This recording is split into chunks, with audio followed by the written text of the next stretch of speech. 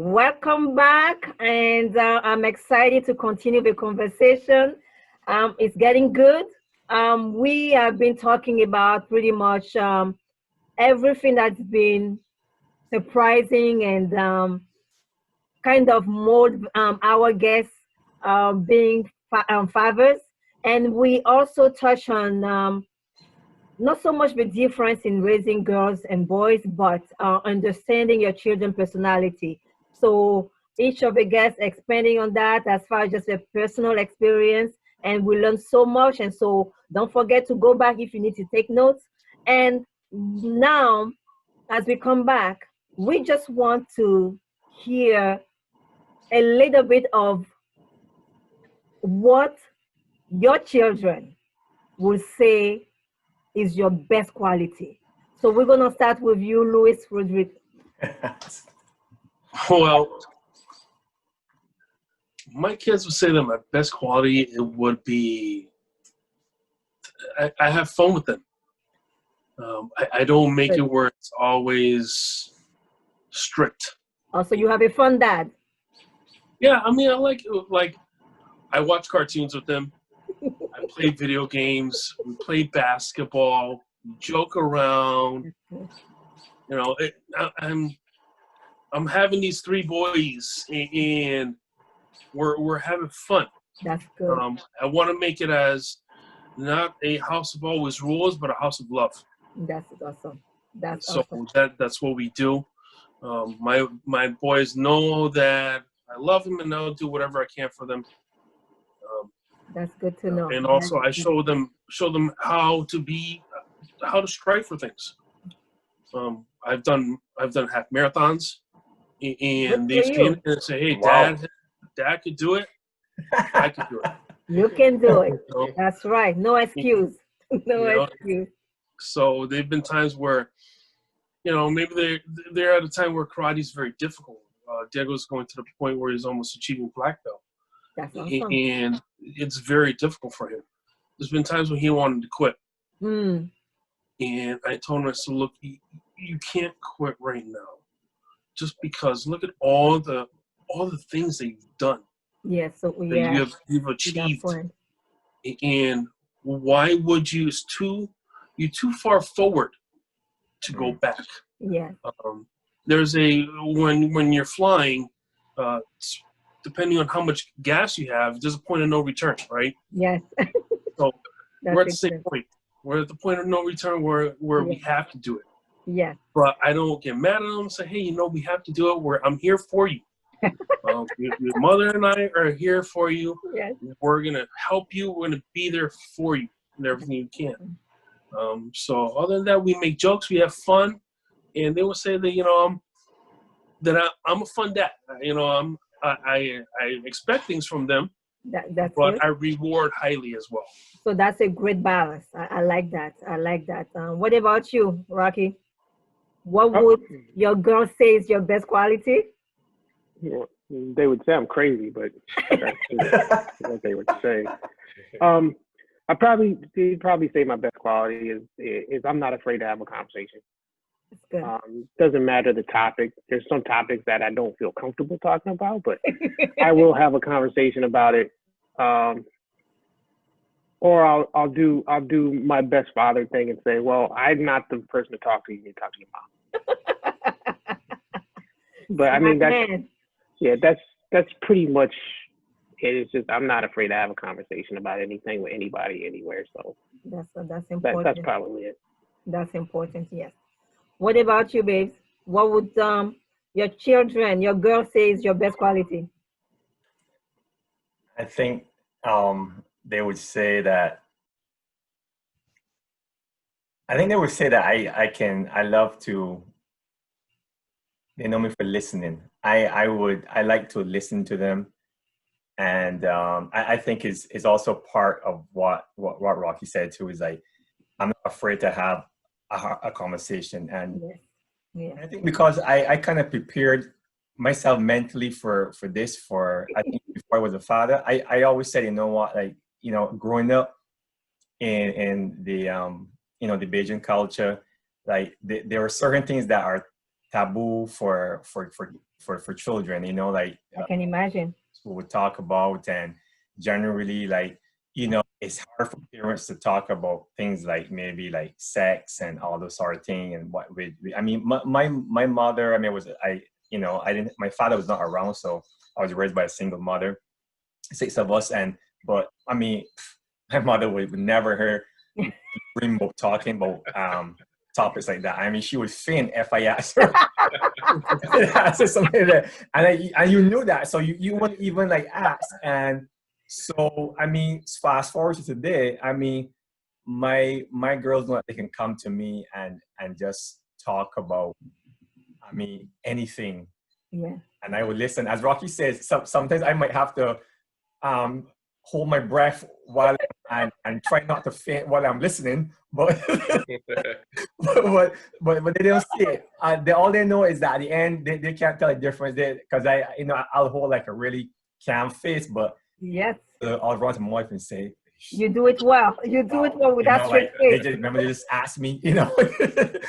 So I think that is the I think that's what they would say about me. I think that's it. I would think we'll have to.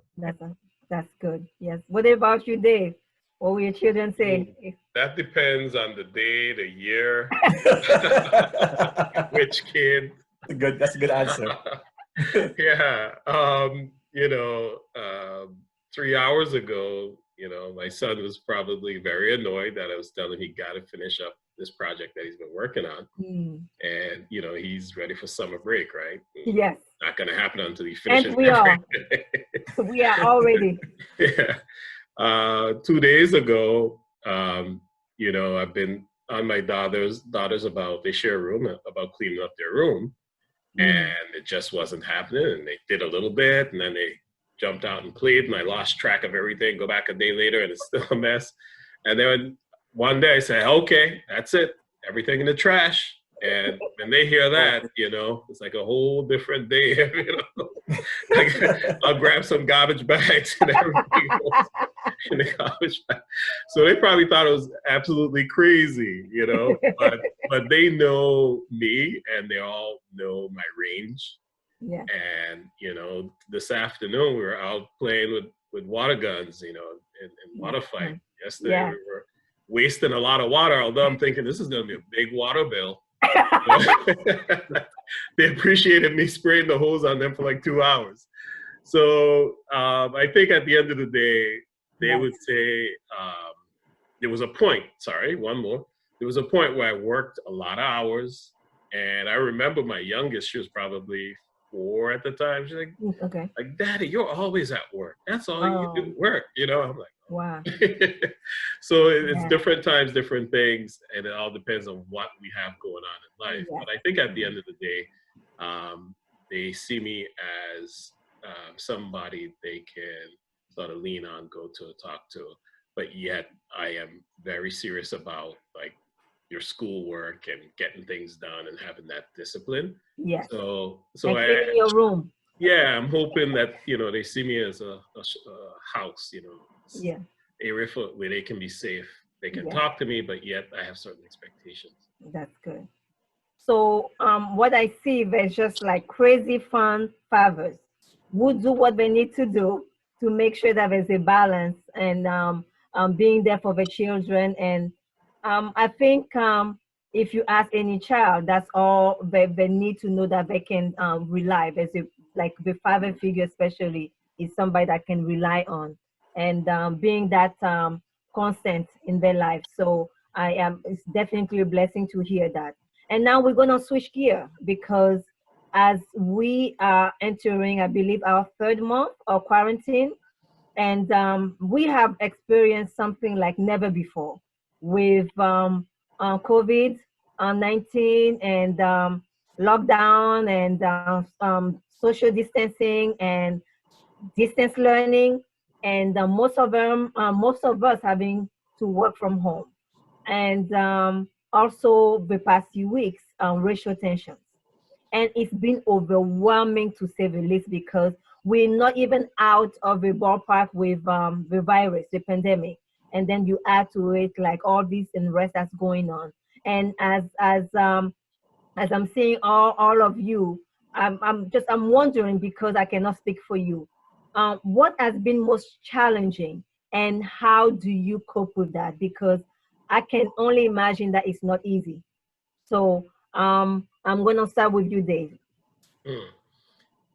I think the emotional seesaw has been the most challenge Mm. from my perspective as being a dad. You know, I'm probably, I go through my phases, you know, different zones. But I think from the kids' standpoint, they seem to just cope and handle it. And they were in school Yeah. one day, they're at home one day, they were excited that there was no school. Then it sort of shifted and school came back into their Yeah. lives from a remote perspective. I think the hardest part, not for them, but for me, was being more of a teacher, Yeah. educator, and trying to be involved. And I was absolutely overwhelmed. So I literally quit. I'll admit, you know, it took about 2 weeks and I was like, I don't know, I can't do this. It's like, you got to figure this out. But, you know, that's why I guess at the end of the day, with different personalities, she has much more patience with that Yeah. kind of stuff than I do. So she jumped in and she worked out the schedules and different programs they have to go to and Yeah. stuff like that. Meanwhile, I was just overwhelmed. I was like, just tell me what I have to do. I will show up. Just Yeah. tell me. Yeah. Yeah. Yeah. So from that to dealing with the whole COVID thing, just being home all the time, you go through, you don't have those outlets that I Yeah. used to have. And then beyond that now, the racial tension and dealing and balancing the emotions of all of that, and still trying to balance between wanting to be involved in the protest, let's say, and playing your part, but yet being a responsible parent and not bringing COVID-19 Responsibility. back to Yeah. your home. Like, mother-in-law, you know, I mean, these, you know, so you try to deal with all of this, and I guess you'll sort of work out. It always Yes. does, but it's still something that I'm working on. Mm-hmm. But thank you for your honesty. And it's just like, I think what I enjoy hearing is the fact that when it was overwhelming, you just, I know when to stop, and then it was just like, okay, let me ask the wife, like, let's Yeah. see how we can help, because sometimes society just want to keep pushing us until we just break down altogether. But just knowing when to stop, definitely I applaud you for that, because it also shows the children that, you know what, as much as I would like to do it, I'm not Superman, but I'm gonna ask, like, you know, your mom, we're gonna work together and be able to make the best of the situation. So definitely appreciate that. So Louis, in your personal experience with pandemic and distance learning and the racial tension, everything that's going on, what has been most challenging for you personally? Well, there's a couple things. One would be the teaching of the children. My wife and I, while even if I'm here at home, I'm not really here because I'm in meetings, I'm in conferences, I'm on the phone, and I'm working with clients. Okay. So she would be helping out the children as much as she can. Yeah. But either when I come out of my office or when I come home, then I guess, you know, hey, tag, you're it. You know, to get in the ring, and then I'm coming in and I'm like, all right, what have you done? All right, let's see what you've done. Let's see what struggles you have. What can I do? What can I do to help all three of these children, these three different personalities, and how to find the teaching style for each of them. Yeah. To go ahead and do that for them. Yeah. That was very difficult. It was a hurdle, but we did it. We did it well. I would be in constant contact with my wife throughout the day. She'd be like, you know, Diego needs help with this. Miguel needs help with this. Noel has A, B, and C to do. So I would help them out. That's good. And the other part that we were having issues was all the information that's coming out right now in the news. Yeah. For us, we need to find a way how to filter out the information to give it to the children, because there are things that kids don't need to know. Too much information for them will get them depressed. Yeah, it can be overwhelming. Yeah, it'll be overwhelming. So what my wife and I do is we actually sit them down. We sit all our kids down, and we say, okay, what do you know about what's happening with the pandemic? And we want to hear from their point of view what it is. And then what we will do is we'll speak to them. We'll say, this is what's happening right now, and the country, the world is at a point where we are being threatened by this invisible entity. And how can we do our part in there to keep each other safe and keep others safe as well? Teach them how to keep the social distancing, keep basic cleanliness practices. And then with everything that's happening right now with just the social tension and all the unrest happening in our country, has actually stemmed out to the United Kingdom as well, and other parts of the world. How do we explain to our children what's happening? The only thing they're saying this, they're like, Mom, Dad, the world's gone crazy. So then we have to explain this. Say, look, son, these are the things that are happening. Then they're nervous about police officers. Their godmother is the sergeant. Is a sergeant in the police department, and so we have to say, there are individuals who take it the wrong way, or who take to the extreme. And we notice that it's not just in one town; it's happening everywhere. And so we have to explain to them about this. We have to explain to them the difference between the protesting and the rioting. And how the rioting, is unacceptable, but the protesting is actually part of our Constitution, our right to protest, to explain our feelings in a way that's nonviolent, to get our point across, so then our government can notice us.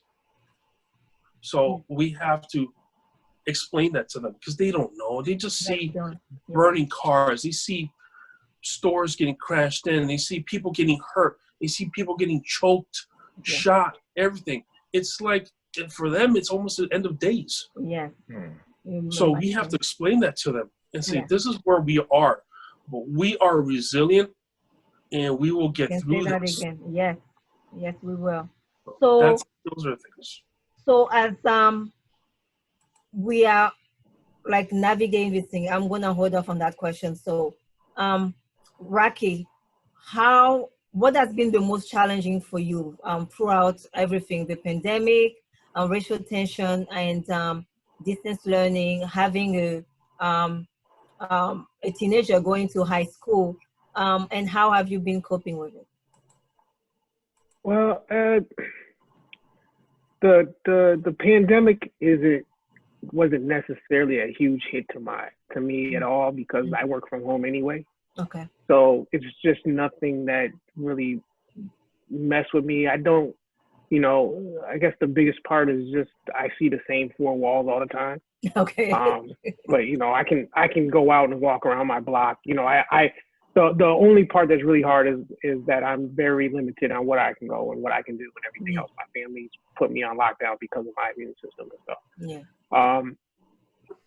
I mean, for that part, it's not bad. I think the worst part of it was just getting the distance learning set up and looking at how it works, because nobody knew exactly what the teachers weren't really communicating with the administration, and the administration was trying to get them with the tech people. So it was just a big mess. But I only had to deal with that for 2 weeks, because Kayla was out. She only had really 2 weeks left of school, and So once they went back, they were on spring break when all this when everybody was shutting down. So that's yeah, good. it wasn't that wasn't too bad. So, and they just extended her spring break, and then she had that. She's pretty self-sufficient in that, so it wasn't too bad.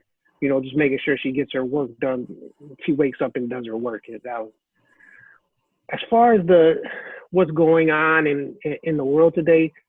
What you guys know, my oldest is very, very, very well versed in the dynamics of Black history and Black America. I made sure that we have a little different dynamic in our household. You know, I'm biracial, and my wife is biracial. So now I have two biracial kids. I'm Black and white. My wife is Black and white. So they've seen and they've been around the other race since they were little beats. So they know white America, they know Black America, they know how they can intertwine with no problem. And you know, the guys are absolutely right. What's put on the news is such a disservice to things that's going on in this world. That's why, like myself, I don't post anything on my social media unless it's positive. I think the last post I did was they had some protesters, some guys protecting a police officer because he got separated. I don't do anything. I'm not going to post anything else. I'm not going to post anything negative. I mean, listen, I've been through we've all been through all the situations. We know it. It's nothing new. It's nothing new to us. I've taught my daughters the situation. Nothing on the sun. We've talked about this. There's nothing new to this. I don't have to. I fought for this for many years. I told my daughters, I tell them, you vote. People die for us to vote. Yes. That's not that.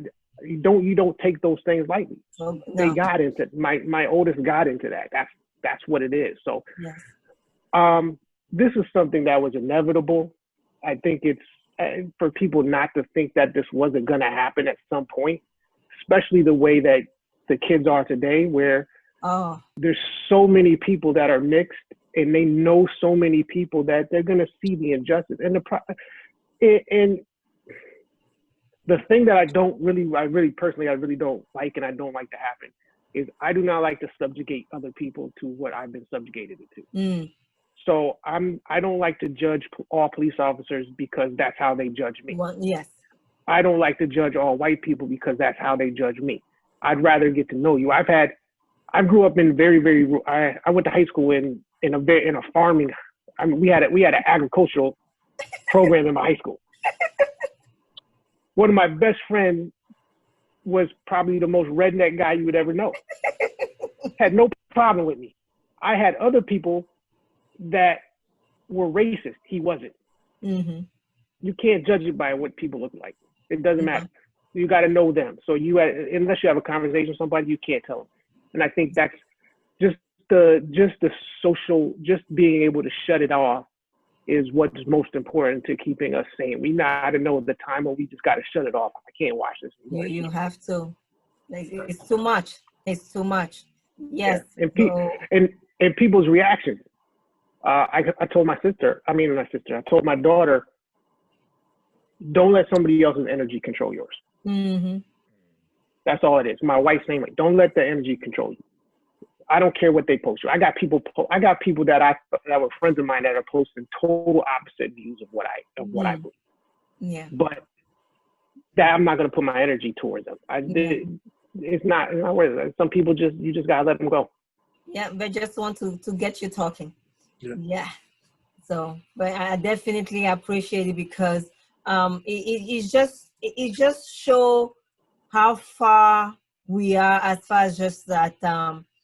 Like you say, it was inevitable. But at the same time, the next generation looking at it, they definitely are more vocal than us. And being able to make sure that they have the right information to go to pretty much take a stand on is definitely important. So I'm glad that I hear that like the Black history, but just history as a whole, so that they are definitely aware. So, babes, can you share with us what has been the most challenging for you in the past 3 months?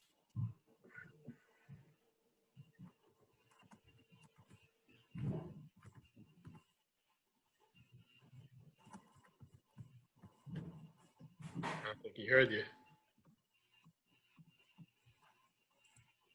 Yes. So can you share with us, babes?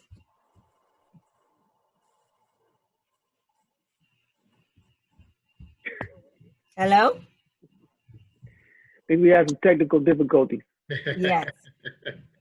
So let's take a You hear us, little break. Kenson? Yeah, I can hear you. Okay, but Okay. I asked you the question. Did you hear? Oh, yeah. Okay, so sorry. I was on mute a little bit. Okay. So yes. So the most difficult. I'm a serious drink. so, so the most difficult thing for me is I think I mean again like the guys touched on all of them. If we go to the pandemic, again with Rocky saying that I was working from home most of the time anyway, and type of job that I have in front of the computer all day is it didn't affect me much in terms of work. Mm-hmm. You know, you feel less restricted. You feel more restricted in terms of like you got to worry about what you touch all the time and this can do this and so that was kind of a issue, but it wasn't really much of a big problem. The distance learning, I'm telling you, as all of you said, it was challenging because you not only have to be teachers, but you have to, it's like a teacher having middle schoolers, fourth graders and kindergarten in the same class. We don't have any training for that. I mean, even teachers don't have a training for that. That's why a teacher teaches one class at a time. But we have to be teachers of all of different grades one time, and then you have to be able to look at all different subjects. But I mean, thank God for my wife. I mean, she's the planner. Teamwork. She has stuff planned out amazing in terms of how she have like the schedule put out. But then, as Louis said, once I come from the basement working, like get upstairs, I have to like transition and say, okay, so what do you have left? Did you handle everything? Okay, check this, check the math, check this, Yeah. and you have Kibali, who is a middle schooler, who is very organized. She took that from her mother, has everything going, and then you have Nema, who's like she hasn't get it yet because she at one point in time she was missing so many assignments. Can you read it? Did you really supposed to hand it today? Oh, I forgot. And then you have Nuria. Well, my wife took care of her because she needed supervision all the time. So it was difficult navigating that in terms of that. But as I said, the COVID wasn't much of a big issue. It's just like being able. I was more concerned for other people, especially my mother-in-law is here, and she's older lady, and I just want to make sure that if my wife goes out shopping, I go out shopping, we won't infect her and stuff like that.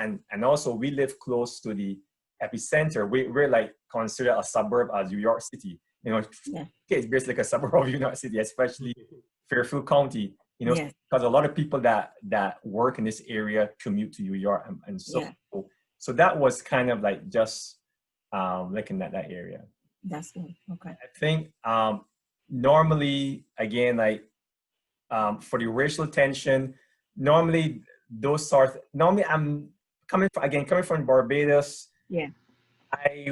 Normally racial tensions, I'm not accustomed to that for all these coming from there, and I kind of brought it as becoming now an American citizen. It's a little bit easier for me to navigate. Okay.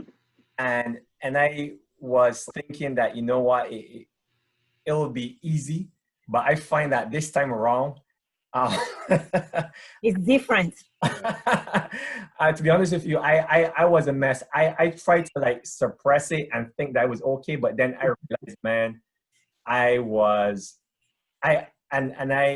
a little blog post, and I think my really feeling, the primary feeling was I was just tired.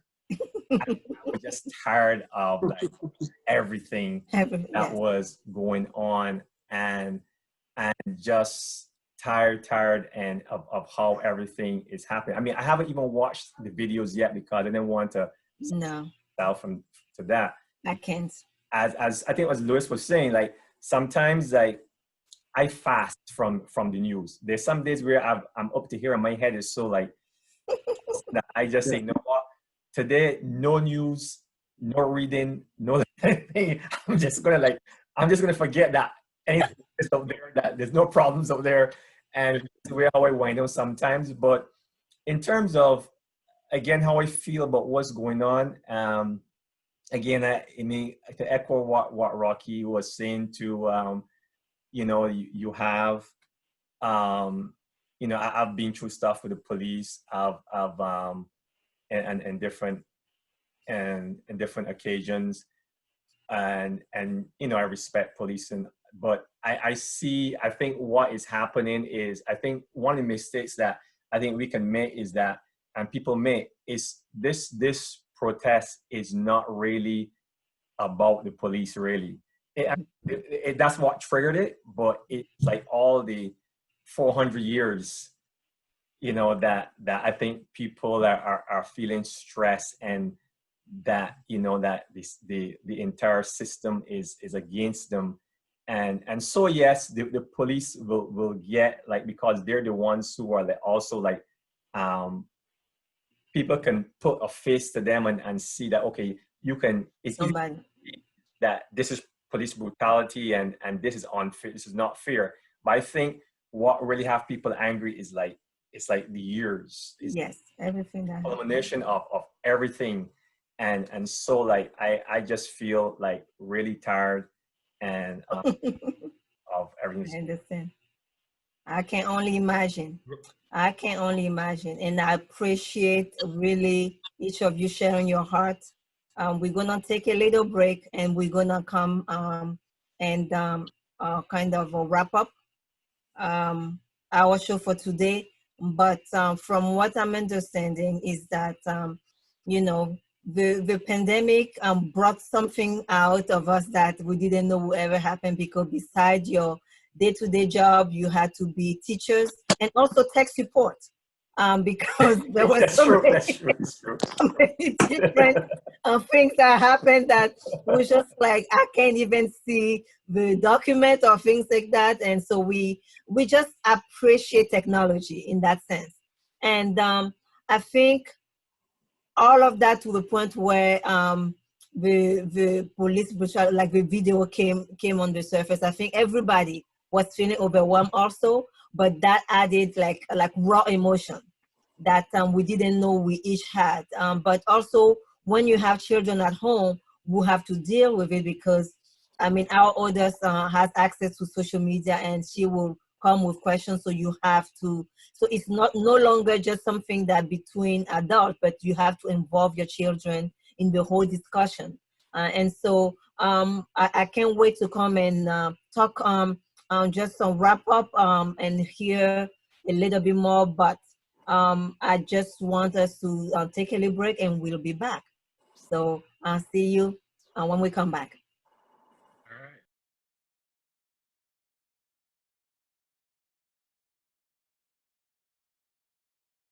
I'm gonna wrap up. Okay, so I start recording already, so you can pause for and start. No, it'll cut out. Go ahead. Okay. So before we even start, so the question I'm gonna ask pretty much just to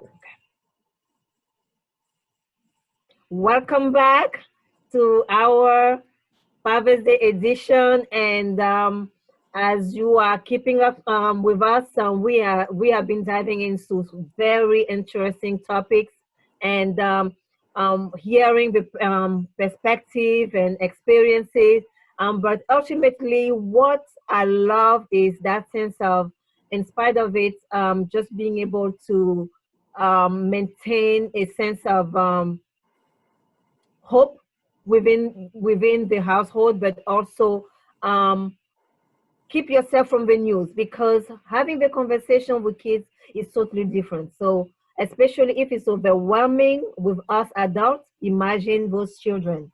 But the conversation has to happen, and I'm glad that I hear from all four of you that it is happening, and being able to navigate it with the help of your spouse, and also being able to know when to fast from social media and the news, and it's sometimes we have to do what you got to do for your mental health. And my question as we're wrapping up is that there are some new fathers out there, and some father to be with Father's Day around, and some are overwhelmed. It's not just COVID. It's not just racial tension. It's what you talked about from in the beginning, the responsibility, because as we know, society put the burdens on you as fathers to be a lot of it, and some of you have, like my husband, have grown in a household with no father, but with father figure along the way. And so, what's one advice you can give a new father? And so we start with you, Aki. Uh, one advice I would give to fathers, I guess the biggest thing about this is trust in. If you trust in put all your trust in God, Yeah. and He'll lead you through the way. Don't get overwhelmed by it, because there's always going to be, you're never not going to be overwhelmed. Yes. It's just, you might as well get used to it. That's just life. But trust in God, pray for the path that He wants you to guide them, and keep going along those lines. Yes. And if you're not religious, trust that you have been instilled with the tools that you know, and just listen to your heart and those things, and do that's not. I mean, we're all we can do is the best we can do. That's so. That is true, and we're all learning along the way.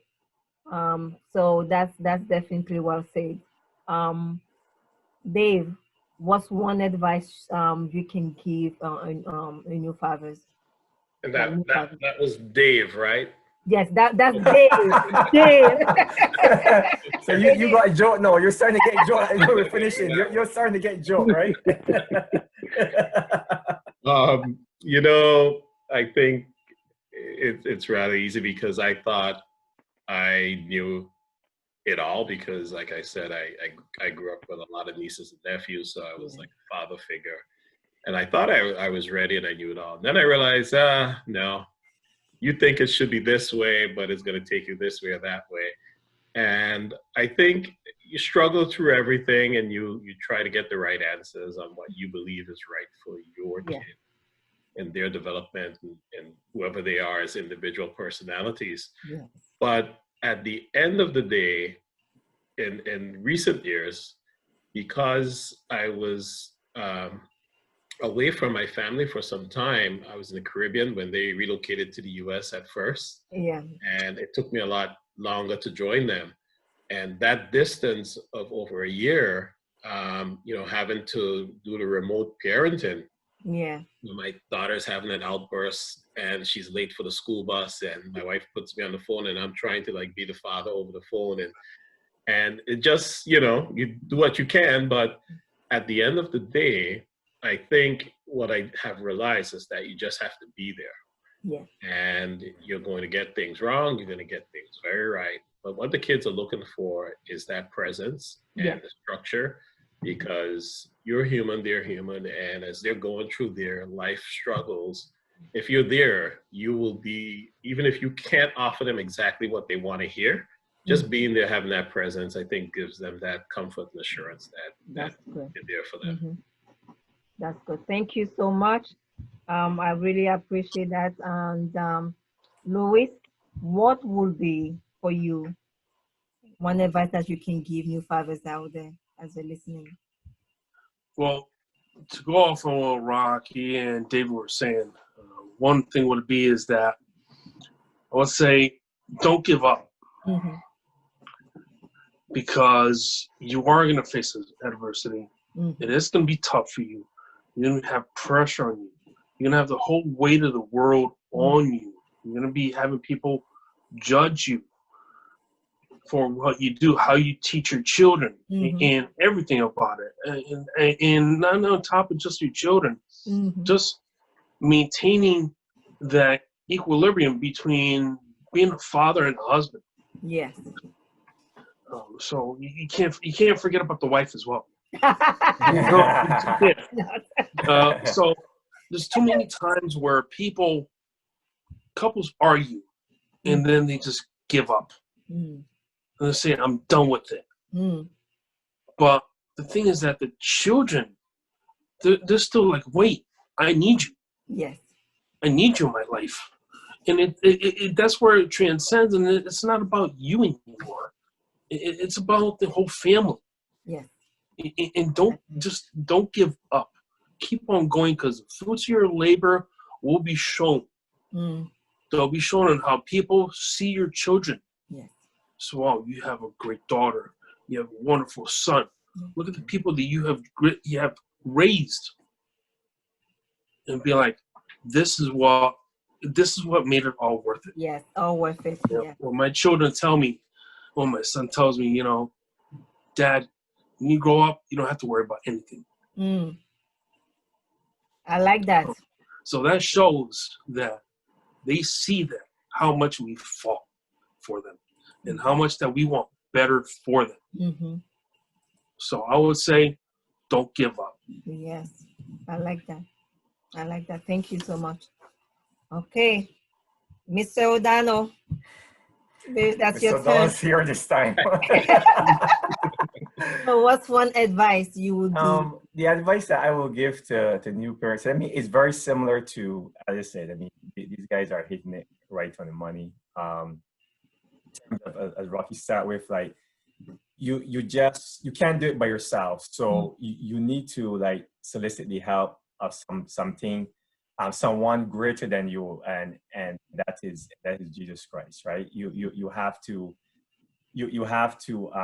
look for help there, and as Dave said, what I find is just being there, just make sure you're there for your children. And I mean, we have this saying in our society that, I've heard some people say, you know what, it doesn't, as long as you give them quality time, it doesn't matter how much time.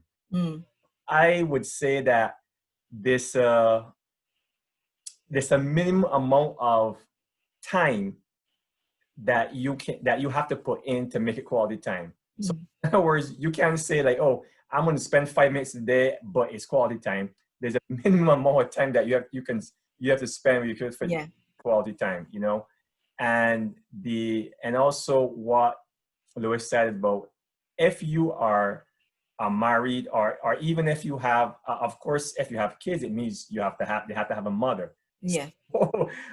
So whether you're married or not married, it's important that you have a good, sometimes you can't, it's not your fault, but as much as you can, as much as it depends on you, as a quote from the Bible, as much it depends on you, try to live at peace and try to be as good as possible with your wife or your child's mother, because that is definitely going to play a big part in how those children lives are. If you're married, the better your relationship is with your wife, the better the environment is for your children. And pretty much that's like half the battle right there. Yes.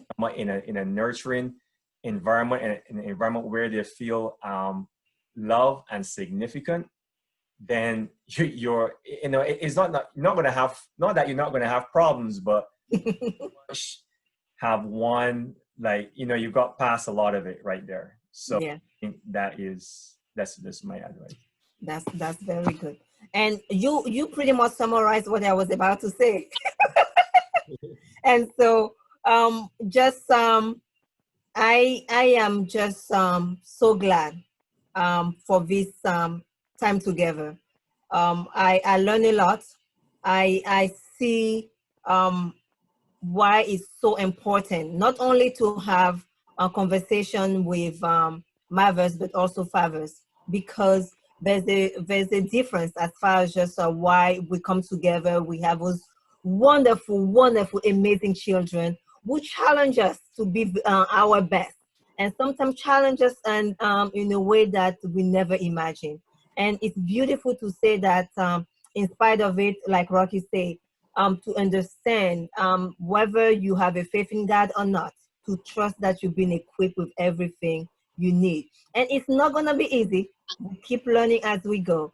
And Dave is reminding us, whether you are Anguilla and your children are in the United States, being present any way you can and continue connecting with your children is so key. And that when you get together, at least it's not like, okay, there's okay, who do I go to and all of these things. So being present, whether geographically or not, but make sure that you connect with your children. And Louis is just showing us that there are going to be some bump in the road, whether it's external factors or even internal factors, but do not give up and fight for your family, because at the end of the day, that's your legacy. That is your legacy. And Kenson, it just you started pretty much with it. You don't have to do it alone, and that's what Stronger Together on this show is about. Because understanding that we can come in a place where all together we realize that we have a lot more in common than we realize. That we go through a lot of things together as we realize, and that you are not alone. But just to be able to have that support system, hard, very hard for you men, but that's why we're gonna as spouses, we have to continue to encourage you to be able to talk it out. And we definitely appreciate, and I pray that you enjoy your Father's Day celebration. And I'm gonna just take the time to talk to you, my audience, as I already summarized. And I hope that you take the time to, rewind forward, how at your own pace, but just write things down. And make sure that you tune in every week. We took a break because we needed a break with everything that was going on. And but every week we'll be posting more inspiring life stories. And you can follow us on Facebook, Stronger Together Show, and Instagram at Stronger Together _show. And for those who already subscribe to our YouTube channel, thank you so much. And if you are new, and this is your first show watching, welcome. And you kind of have an idea of the perspective that I exchange here. We are real, authentic, and they speak from their heart. Our guests speak from their heart, and we appreciate it. And don't as you listen, continue to subscribe, because we have more coming. And here's together to reaching hearts, challenging minds, transforming lives, and becoming stronger together, one story at a time. And thank you again for tuning in. Thank you to my guests. Thank you, Rocky. Thank you, Louis. Thank you, Dave. Thank you, babes. I appreciate it. Happy Father's Day. And talk to you another time. I'm sure we will. Okay. Thank you, everyone. You. Thank you, audience. All right.